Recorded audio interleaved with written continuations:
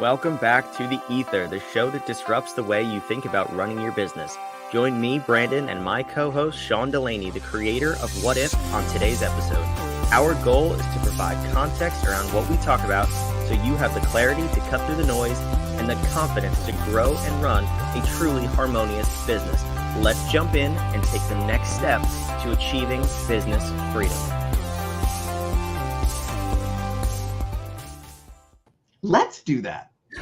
Let's do all of those things. Clarity and confidence. Is there anything more important for planning for a quarter than those two things? I don't think so. Right. No, I'm laughing. Some ridiculous things that might be a little more important, but those two things are very important. Nope. Doesn't matter. Nothing else matters. Stake in the ground. It's those two things. But that is, in all seriousness, what we are talking about. We are wrapping up. We're in the 12th week of 13 weeks of Q1. So the 12th week, the way we run our sprints, our quarterly sprints, is actually the last week of the quarter. Next week, the 13th week, is where we will review the numbers, set the targets for Q2, and then move on as of April 1st. This is it. Our year, our 12-week year. We didn't write that book. No. You can look it up. Who did? 12-week. Great book. But it's now we have our first year. Congratulations, Brandon. Happy New Year. Coming up. Is it like Christmas right now? Is that how that works? Do we get 4 Christmases? Go to bed early and see what's under the tree tomorrow. So, yes, it's this is the 12th week. This is it. Brandon and I, inside the inner circle, with all the people playing with us in there, we set our goals for the quarter, big targets. We got our projects lined up, and we had a 12-week sprint. We're wrapping those things up. We're going to take stock next week. Level set. Where did we win? Make sure we celebrate those. We don't celebrate the small wins enough in business as entrepreneurs. Please celebrate those wins and look at the deltas and say, where do we fall short? How do we do better? You do that kind of post-mortem. This is all part of that cycle. That should all be happening next week. Must happen next week. How about this? Even if you didn't do proper planning for the first quarter, you just ran headlong from the holidays and the eggnog and the sugar plums, I don't know what kind of things people happening into the new year, big goals, and you didn't really set your targets right. You took on too many things. Too much of the legacy stuff was par up the course, and it ate away at the new things you were going to do. And now you're here, and you fell right back into those ruts. Out on the personal level, it happens. We've stopped going to the gym. We're back in our old routines. You know what? I know why I liked the donut in the morning. I want to go back to that. This is not a real story. This happened to no one in the world. Okay. And it all kind of goes away. So, Brandon, before we went live, I teased that the second quarter, like that's the meat in the sandwich. Yeah, I've never heard you say this, and I was very angry that you just sprung that on me right before we went live and you wouldn't tell me. So why? Okay, so Q2, March, April, May. Your birthday is in February, mine's in June, so that's obviously not it. Why are those 3 months? Why is that the most important quarter of the year? Well, okay, all right. Caveat, because I'm not sure when your fiscal year is. Okay, out there. So if people say, oh, it's those months. It's not those months for me. I'm not talking about the months. I'm just saying that in any great endeavor, in any 4-quarter year, wherever you're starting in any of that, the first quarter, that's where we're filled with hopes and dreams. We've done a lot of reflection. We finally took the time to do some reflection over the holidays and made some new choices. People are setting New Year's resolutions. Everybody feels like they're doing it. The whole world seems like it's resetting because it's wintertime and it's the new year. Great fresh start. And so we make big, bold plans. Not really taking stock of where we were and what legacy stuff is going to pull at us, and who around us do we need to recruit to our new plans, whether it's in our life and our new diets and exercise goals, or whether it's our teams at work. And here we come back, we land with big hopes and dreams, and we run, and we don't realize how much of all of that is based on willpower. We still have the same old decision fatigue that we had before. So we made a big, bold move to set a new target, new direction, new things. Things are going to be different this year. But we were still going off of all the old knowledge we had, all the old processes and subsystems running in our head. And we didn't change things at the core. And now we were running on willpower, and now it's starting to get depleted. And now at this point, I don't think it's starting easier. I don't think it's starting to deplete. Statistically, we covered this in the beginning of the year. By February 1st, 80% of New Year's resolutions, or in this context, business goals for the year, have already failed. People have already given up. Not failed, like they have quit. So at this point, we're 8 weeks past that point. Yeah. We're long gone at this point. So it's over. But that's if you don't have that's if you came in without that structure. We had a structure. So even with like a 12-week structure, the first quarter, you're still, if you're new to this kind of planning or anything new, it's the new year, right? The first quarter is kind of hard to keep up that pace. Second quarter, though, if you're doing a 12-week sprint and in that 13th week doing the reflection, now's the time to get back on the scale and go, ooh, I was doing good. Time to course correct, or this year is going to be a giant failure. We're going to be at the beach again this summer, and things aren't going to go well. Now is the time to course correct. So this is why the second quarter is where the stuff gets done, because third quarter, let's go by the year so people don't. I was going to say, can we just clear the air here? I think if you operate on a fiscal year calendar and not a calendar year, you're 17 times more likely to be a serial killer. That's got to be proven stat somewhere. You can use statistics to prove anything. Not enough people know that. So, yes, probably. So let's just talk calendar year. But let's talk calendar year, because we might be talking to some sociopaths out there. I don't know.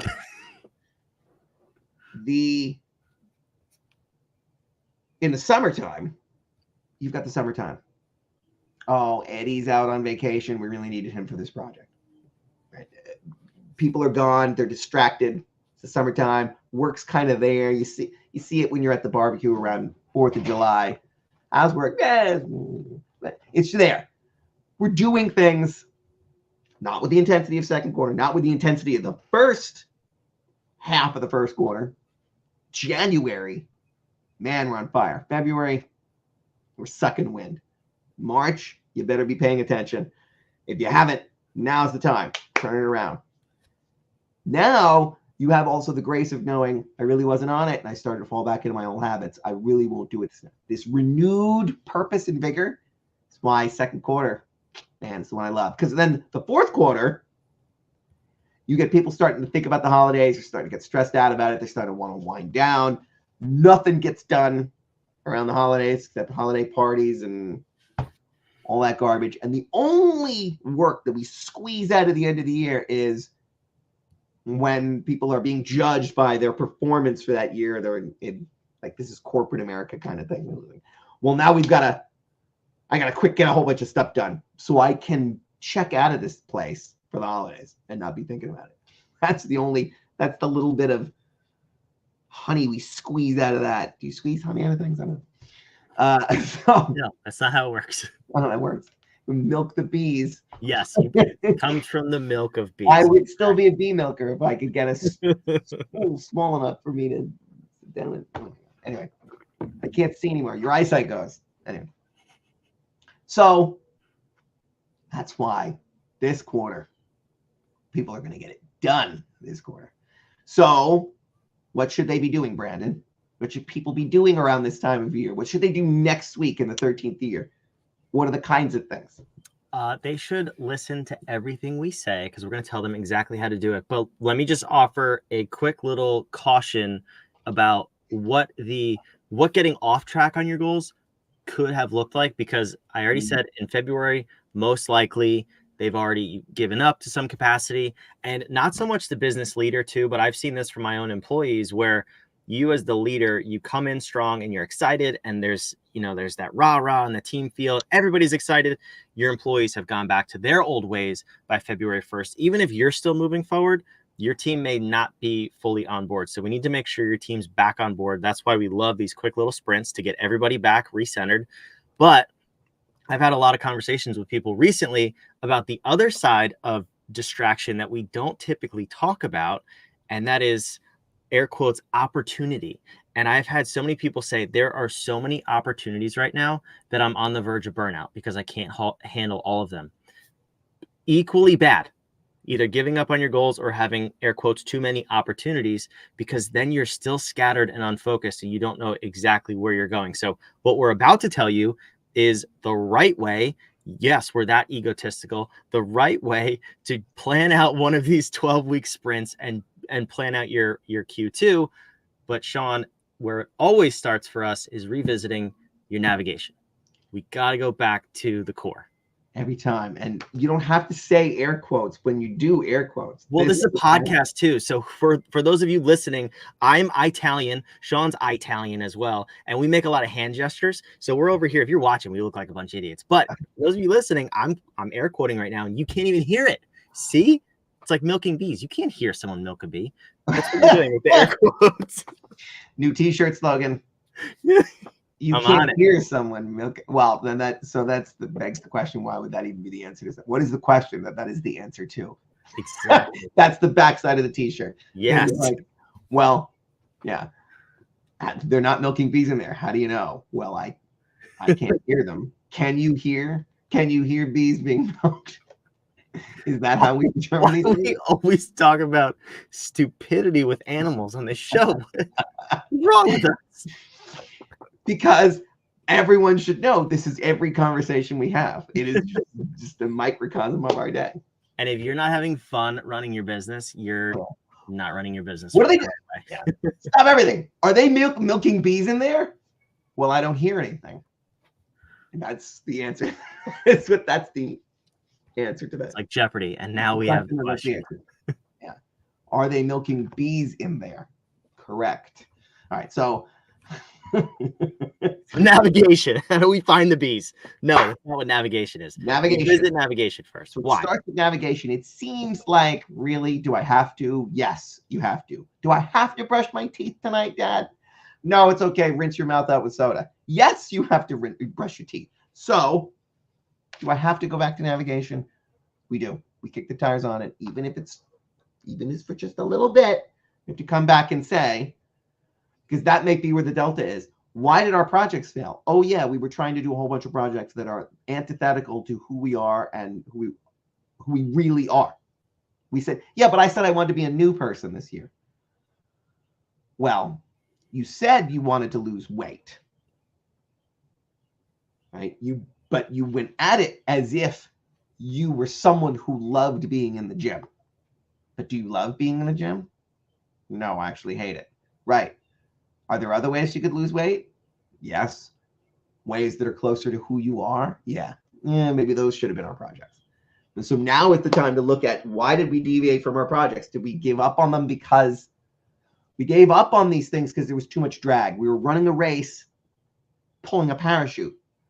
Why were we doing that? If we're not at the NFL Combine, I have no idea why anybody's doing this. We have so much drag on us because we're trying to run uphill, pulling our team. They haven't bought in, so they're not running.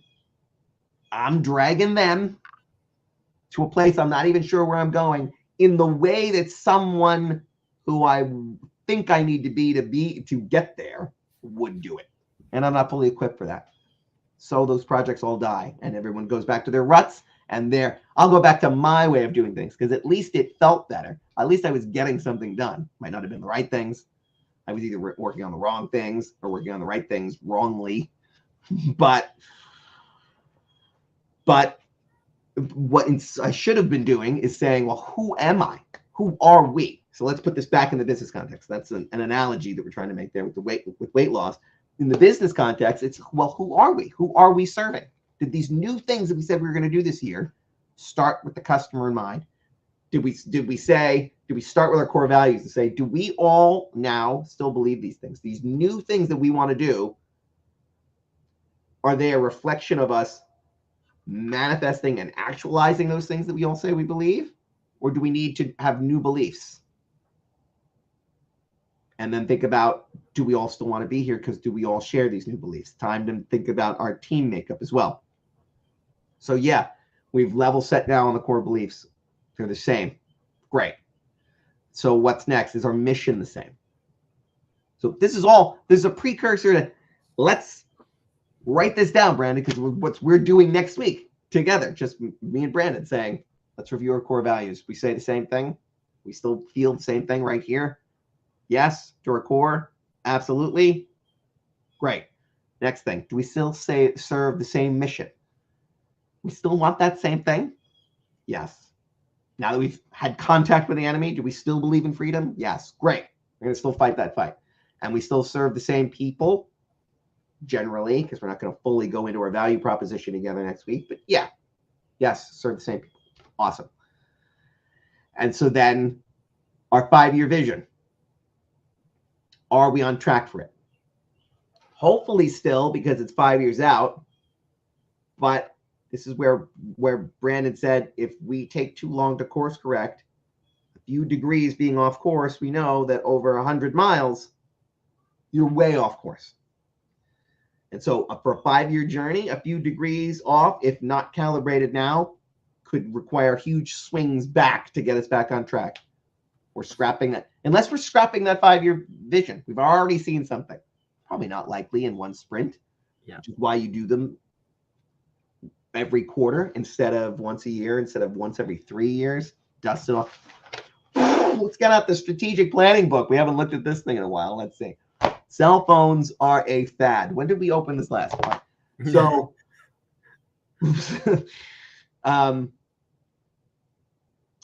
we now need to calibrate on that 5-year vision to the 1 year, to the 1 quarter. How far off are we? And what do we need to do in order to recalibrate that? What new projects then do we need to allocate? Are some of these now, some of our old projects as we close them out, business as usual? Did something come out of it that we changed the world inside our business? We've created processes around it. We've trained everybody on what those processes are. We documented those processes, trained people on what they are. Now we're all running. Great. That's not a project anymore. Shut it down. What new projects are we going to do? How are we going to reallocate now our time and effort? Yes, it's okay for a project to spill over. Say we didn't fully hit the mark, but you can't load on. You only have room for 3 projects for the number of people you have, the number of attention you have outside of your business as usual. Why are you trying to do 5 projects? Well, one of them spilled over and we want to do 3 new ones now. And then we had another one that kind of is, well, that's just always there. No, that one's business as usual. This one is okay to extend it, but don't start something new on top of that when you don't have the resources to it, because then 4 becomes 7 becomes 19 and you're dying with all these open loops that are all dragging attention. Even if you're not consciously aware of it, you know those other projects are there and they are nibbling away at your attention and your willpower to keep going. We've got to get you off of the willpower dosing machine to mainline willpower every morning to get you up, and then you're dead by 2 and you want to go home and sell your business. So, and that's the business as usual things. Those are either past projects if you've operated in this way, or it's just things that you've always done. You also need to be careful that this is a time to review that stuff too, because again, another conversation. I love talking to entrepreneurs every single day because I hear so many things that I'm sure everybody falls into, but they never really occurred to me. So talking to somebody again yesterday, and the business as usual project, I'll keep this very vague to not reveal identities here, but the business as usual project was not directly serving revenue, company growth, or client retention. And it really had no impact on the overall growth of the company long term. It was something that they wanted to do to serve their clients ultimately, and potentially to attract new clients, but it was way off from the 3 projects that they did need to focus on for Q2. So I said, you know what, that's a passion thing, that's a business as usual thing. You can choose to do that, but my professional advice to you would be pause. So delay it in the 4Ds that we've talked about. Delay that until Q3 and actually make that a project to grow it in Q3 instead of just keeping it as is and eating up your time. So be careful. If you're going to take on 3 new projects, you also have to look at the things you're already doing and not overwhelm yourself, like Sean just said, but it can be confused as business as usual. 100%. So a couple of things to unpack from there. I used to have a million years ago, I had somebody reporting to me. She was fantastic at managing projects and got into the details of things to a level that I never wanted to operate at. I was more of the strategic thinker, which she needed from me. But how I used to think about her was, if I needed to, this isn't what the business was. This is a ridiculous example to prove the point. If I needed to train a dog to jump over a fence, she was the one to get that dog to jump over that fence. Now, if 3 months into that project, they removed the fence, you would still find her with that dog jumping in the air. You say, what are you doing? What are we doing? Still got to get this dog over that fence. What fence? The fence is gone. But the project is to get the dog to jump over the fence. Like, there was no, we did not ever pick our heads up to look around to say, is anybody still here? Why am I, what are we still doing? So that can happen. So that can happen in a project where people feel like, well, we got to finish this out, right? Nobody likes a quitter. Yeah, but it was to get the dog over the fence, and the fence isn't there anymore. We don't need this project. So that can happen on a project, especially if it's a pet project that you just love and love the idea of getting it done. There's no need for it. Let's stop those. But yes, business as usual has to be looked at all the time, because especially because at times your employees will hide those things from you because there's security in the job. I pulled this lever. Anything attached to that on the other side of the wall? Never been over there, and I'm afraid to look because there might not be. So I'm just going to keep pulling the lever.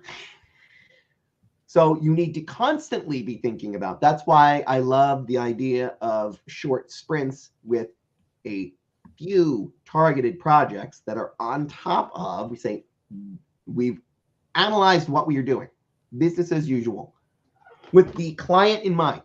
This is why doing it as a value proposition review is so powerful. Because whether or not that business as usual work is important must first be determined by whether or not it's important for delivering on your brand promise. Those are inviolable processes. So that work must be done. We don't get to work on changing anything else or doing anything other thing until we are sure that we are delivering on our brand promise. Now, bump up all the processes that you're doing against that.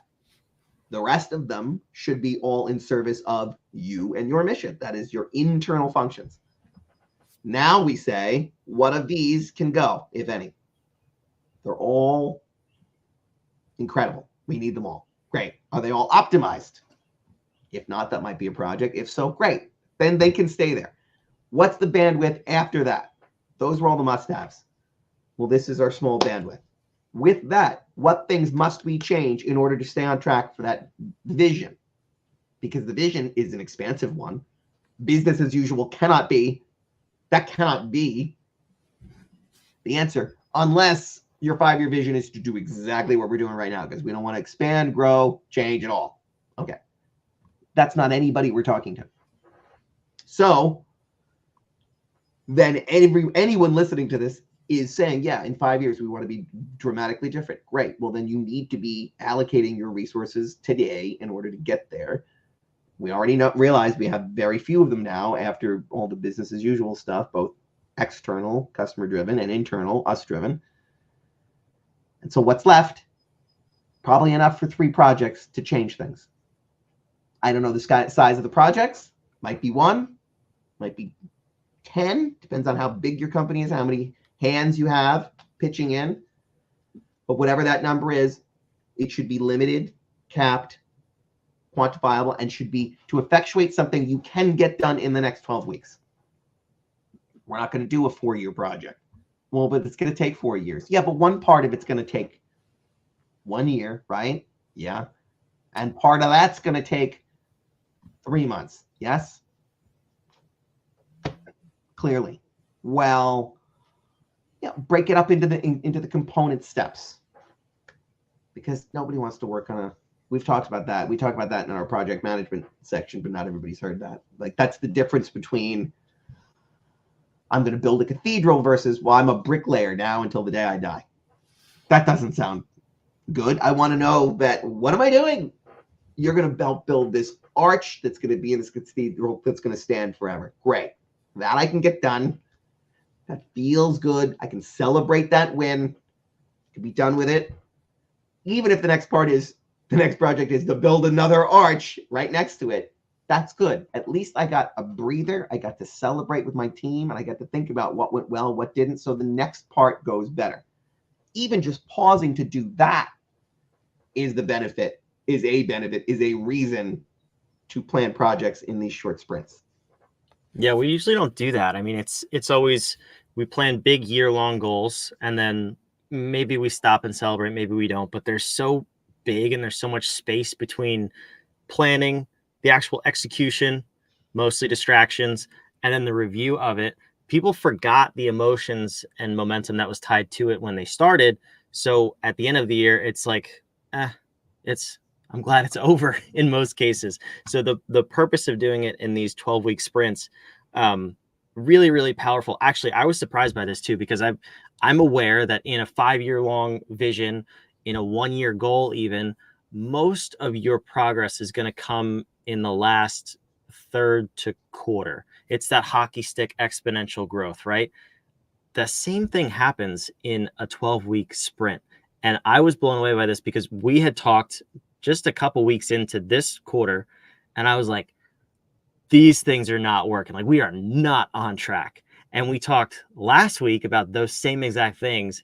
And I said, we blew these things out of the water. Like, and that was 2 weeks before the end of the quarter. So just remember, when you shorten that cycle, that quick growth at the end is still possible. And that's what really compounds over time. You just don't feel it's progress the whole time. You just don't feel it to the end because it takes more effort at the beginning. You're building muscles, you're building the discipline. You haven't seen so the people who don't feel the progress along the way are the people who fiddle with the thermostat constantly trying to get the middle temperature because, well, it's still cold in here. Let me turn it up. Well, it just hasn't caught. Give it a minute. And so now they've overcranked it. Now it's blowing. Now everyone's going, oh my God, it's hot in here. Who touched this? It's so hot. And they crank it down. And now until everyone's going, now it's cold in here. And we do that all day. You're already changing the temperature. You turned it.